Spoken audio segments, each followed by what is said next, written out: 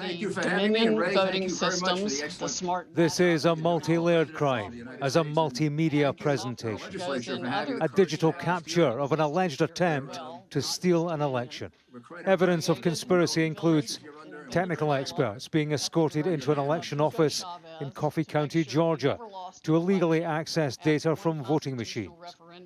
Donald Trump tweets declaring voter fraud and leaning on his Vice President Mike Pence to reject the legitimate outcome of the 2020 election. A news conference of alleged conspirators. President Trump won by a landslide. We are going to prove it. And a Trump phone call to an election official demanding votes he didn't have. I just want to find 11,780 votes. They are among more than 160 criminal actions detailed in the indictment, carried through the corridors of an Atlanta court building late at night. This was the admin of prosecuting a former president. U.S. political history as routine. Thank you.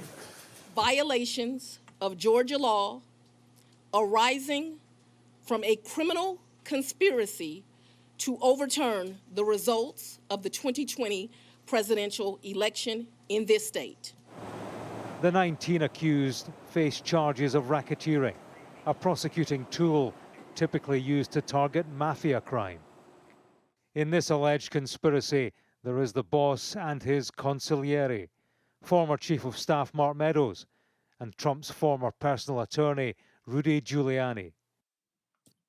As events in Atlanta were live streamed on the news channels, so was he on his.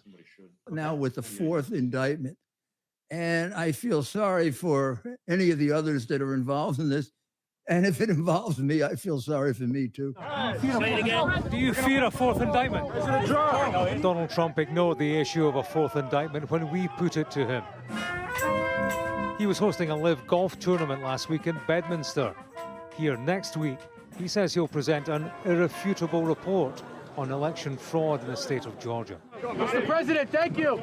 This episode and its like present questions that stretch beyond a courtroom. Mr. Trump, James Matthews from Sky News. Do you risk encouraging violence by undermining faith in the justice system, sir? Whatever his faith in the justice system, it will be tested across 4 criminal trials. Donald Trump won't relish proceedings in Georgia. In some circumstances, winning back the White House might offer him the opportunity of a presidential self-pardon. But they don't play that card at state level.